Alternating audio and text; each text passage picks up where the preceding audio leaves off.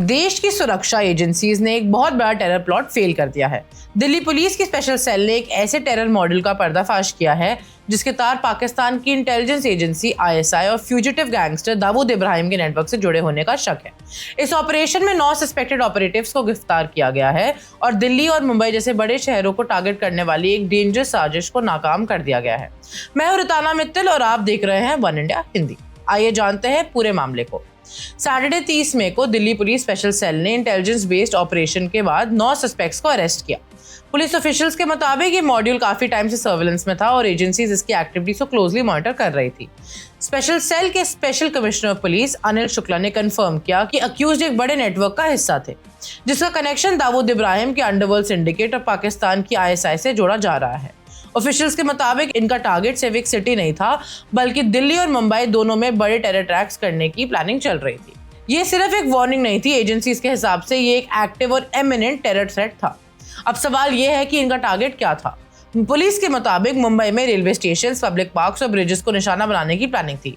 वहीं दिल्ली में government building से जुड़ी वाइटल इंस्टॉलेशंस और रिलीजियस साइट्स को टारगेट करने की साजिश रची जा रही थी। इन्वेस्टिगेटर्स का कहना है कि module coordinated suicide bombings, vehicle born IED attacks और असॉल्ट्स की तैयारी कर रहा था। स्पेशल CP अनिल शुक्ला ने यह भी बताया कि अक्यूज्ड को हैंड ग्रेनेड्स यूज करने और सिक्योरिटी पर्सनल पर फायरिंग करने की इंस्ट्रक्शंस दिए गए थे। सबसे चौंकाने वाली बात यह है कि सस्पेक्ट्स के मोबाइल फोन से स्ट्रेटेजिक लोकेशंस के वीडियोस भी रिकवर हुए हैं। एजेंसीज अब इन डिजिटल एविडेंसेस को डिटेल एनालिसिस कर रही है। ऑपरेशन के दौरान स्पेशल सेल ने 4 Pakistani made grenades, 2 Glock pistol और 25 राउंड एम्युनिशन रिकवर किए।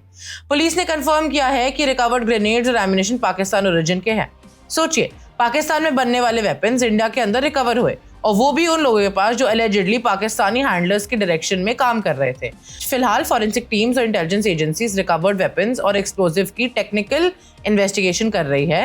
अरेस्ट किए गए सस्पेक्ट्स में पंजाब के लुधियाना से हरविंदर सिंह, गगनदीप सिंह और मंजीत सिंह के नाम सामने आए हैं। इसके अलावा काठमांडू नेपाल में रहने वाले अंग कमी लामा भी अक्यूज लिस्ट में शामिल है।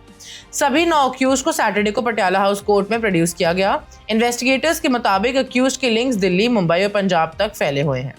इन्वेस्टिगेशंस में एक फॉरेन नेशनल की इन्वॉल्वमेंट भी सामने आई है जिससे क्रॉस बॉर्डर कोऑर्डिनेशन को लेकर सिक्योरिटी कंसर्न्स और बढ़ गए हैं।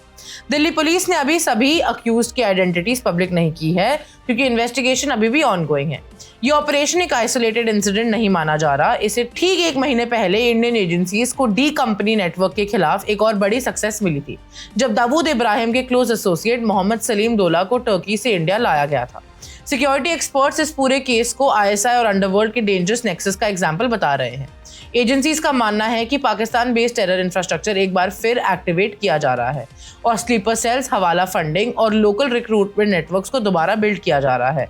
अब इस केस में मल्टी एजेंसी इन्वेस्टिगेशन चल रही है। NIA, IB, RAW और स्टेट पॉलिटिक्स यूनिट्स मिलकर फंडिंग चैनल्स, हवाला ऑपरेटर्स, स्लीपर सेल्स और पाकिस्तानी हैंडलर्स के कनेक्शंस को ट्रेस कर रहे हैं।